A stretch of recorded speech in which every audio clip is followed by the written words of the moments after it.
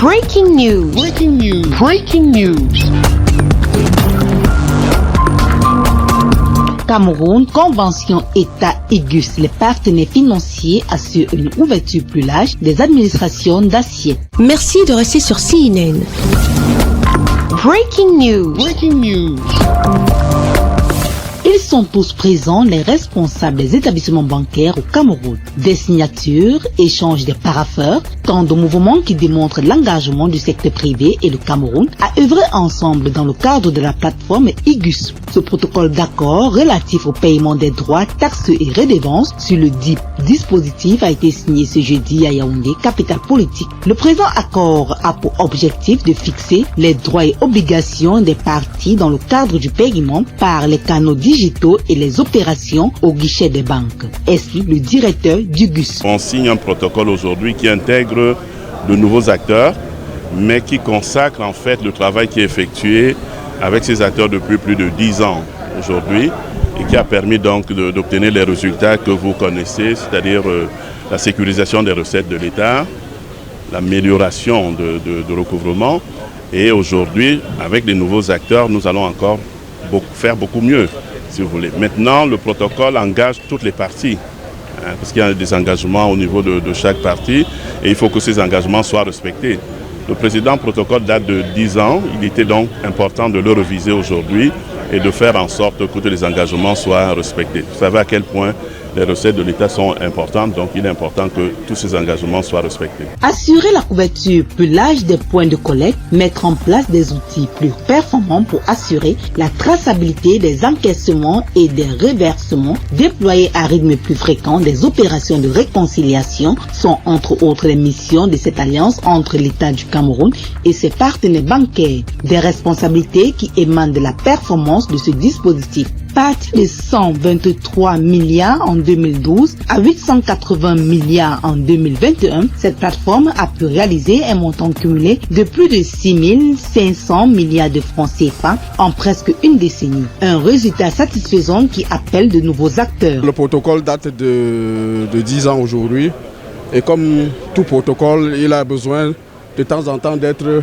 oxygéné parce que la mise en œuvre d'un protocole peut mettre en évidence quelques manquements et c'est à l'occasion de la révision de ce protocole qu'on corrige ces manquements.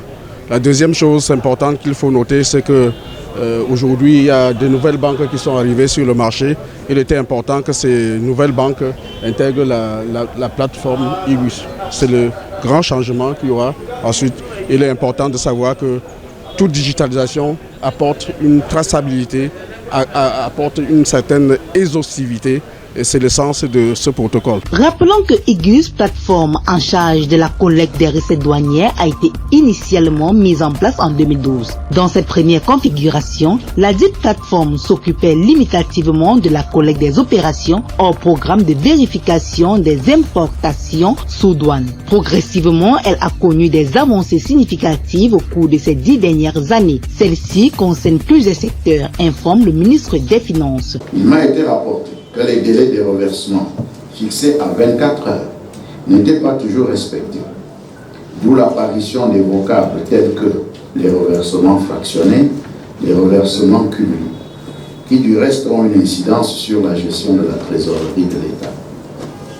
Fort de ce qui précède, et sur la base d'une volonté partagée par l'ensemble des intervenants, dans le but de maîtriser les contraintes et les risques observés, l'option de refonte du protocole initial s'est avérée incontournable.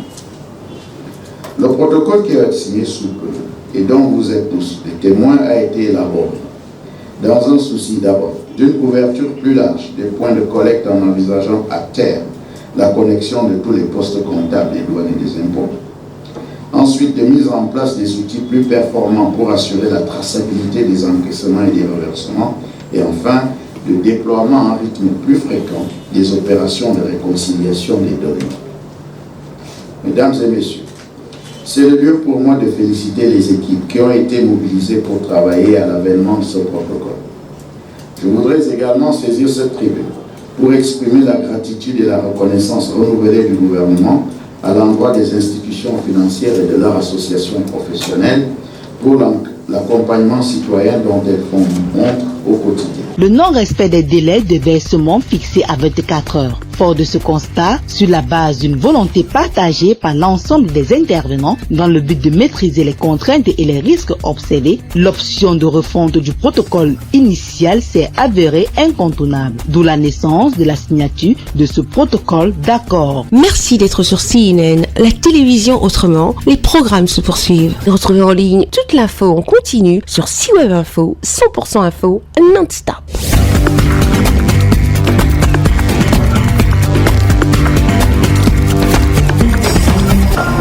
Breaking news. Sur CNN.